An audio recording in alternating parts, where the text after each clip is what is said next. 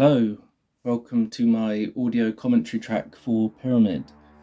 I was thinking about which film of mine to do an audio commentary track for, and originally I was thinking of putting one together for Hallow Hill, but I quickly realised, upon thinking about what to talk about, that there wouldn't really be enough material that I could really cover. As it turned out, the film, which you can view on my short films page on my YouTube channel, originally it was under a different name. Originally it was going to be called Wolf at the Door, and if you look under my list of content, you'll actually see that there's two promo videos for Wolf at the Door which feature the same actor that was eventually used in the film, Daryl Bradford. But originally in the script there was going to be two actors involved, and at the last minute one of them wasn't available. Daryl was available, and so was I, over the course of a week or so. So I thought, well, I want to put something together, but I think the only thing I could really talk about in regards to that film is just the process of putting it together on a technical level. That there isn't really much I can discuss in terms of the story. I thought I'd do one for Pyramid. It's a little bit more linear, a little bit more concise, and it was originally scripted, and what you see here is what is part of the original script. So I thought this would be a better film to talk about.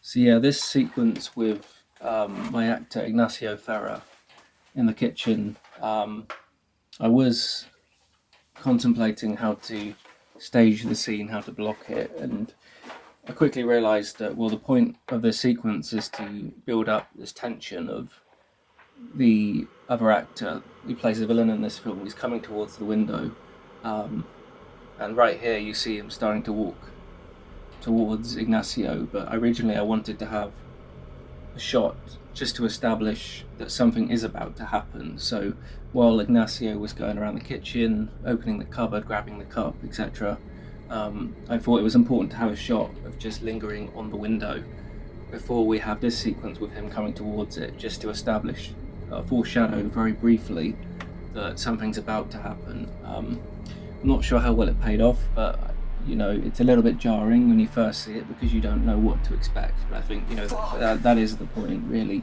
It's just to help build up this sense of tension.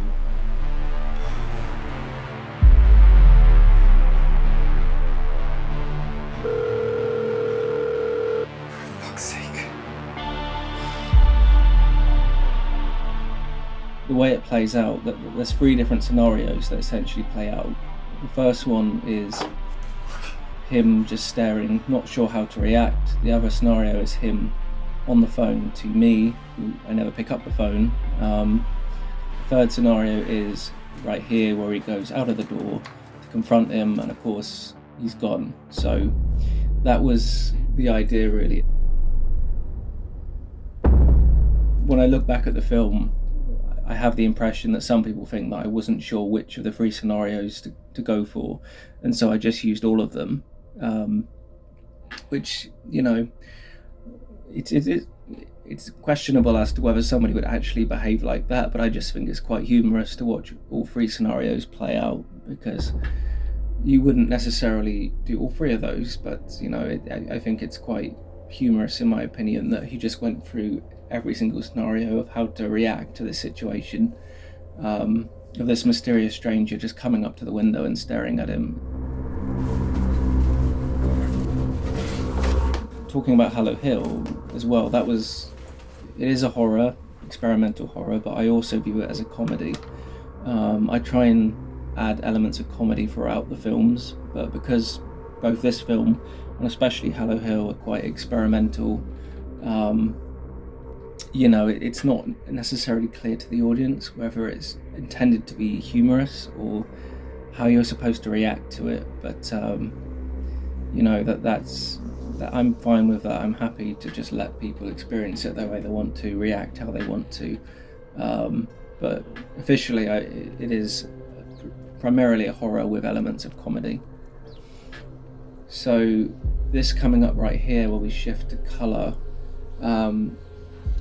The reason I did that was because we filmed it during a bright sunny day, the end of May last year, and I didn't want this whole sequence to be in black and white. I wanted to make a horror film that's set during the summer, basically.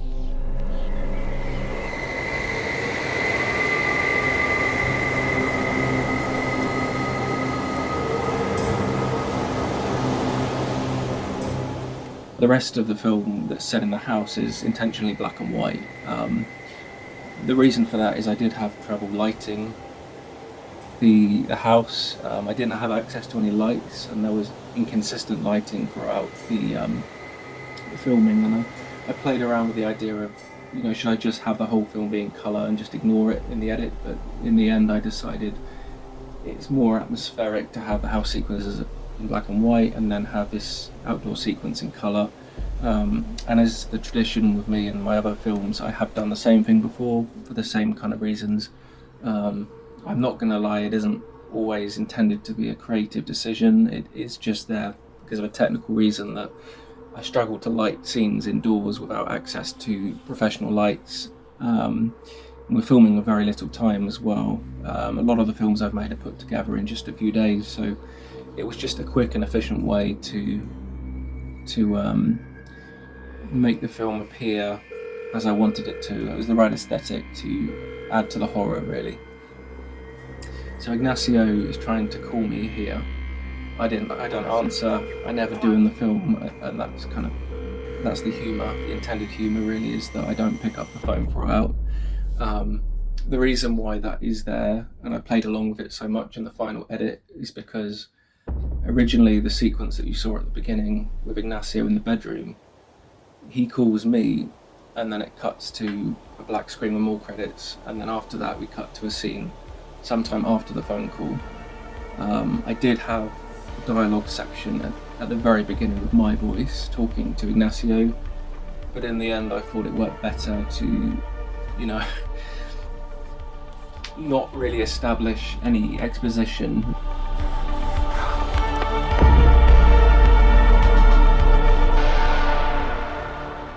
At the time anyway, I think when people have watched it back, and I have referenced it in the description on YouTube, I say that Ignacio's there to look after the house. He's there to look after an object in the house while the owners are away.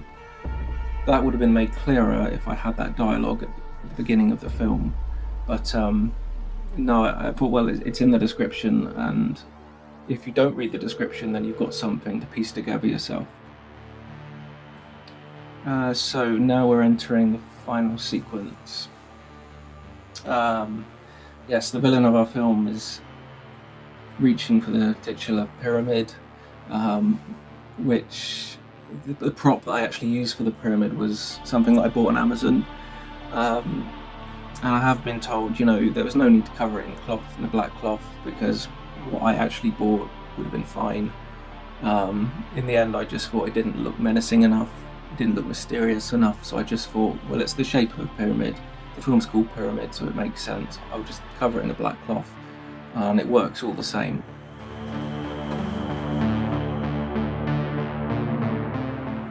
This bit here, where the door opens, that's literally Ignacio on the other side of the door, turning the handle, crouching down, turning the handle and pushing it open.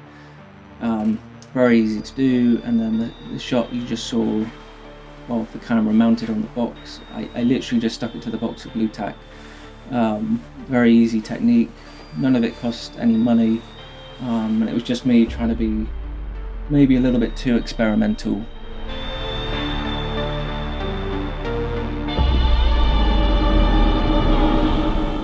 So this final bit where we spin around the tree, it is sped up slightly, and as you can see it's filmed at dusk, and then the final bit with the villain next to the tree is during daylight. I wasn't sure when to set the final sequence, and as you saw we switched back to colour as well, so I wasn't quite sure how to play it, but in the end I think I wanted to make use of daylight as much as possible, and the shot going around the tree at dusk I felt was a little bit more ominous. It also looks a little bit stupid if you're spinning around a tree with a camera in broad daylight with the two actors present. I didn't really want to do that. They're probably wondering what I'm doing. But that's the thing about films, is you don't realise when you watch the final edit how ridiculous it can look to actually film it without the music and the effects. And it isn't until you get to the final edit and you realise what the filmmaker was intended to do, and then you realise that, it actually works. But maybe I shouldn't be too self-conscious about those sorts of things. The other reason is because I wasn't quite sure how the final sequence was going to play out. I knew I wanted the villain of the film to walk down the stairs and then disappear with the box. It's questionable as to why he even bothers walking when he can just appear and disappear. So yeah, thanks for listening to me talk about Pyramid. I hope it's given you more of an insight into the technical process I went through in making the film. Even though I haven't provided any more details with regards to the story. As I mentioned, that's not really the point. That's not really why I have made the commentary tracks that I have. I talk more about the technical process because, as experimental films go, the nature of them isn't to reveal all the details, it's to give people an experience, really. So, I hope you enjoyed listening to it, and I'll see you next time.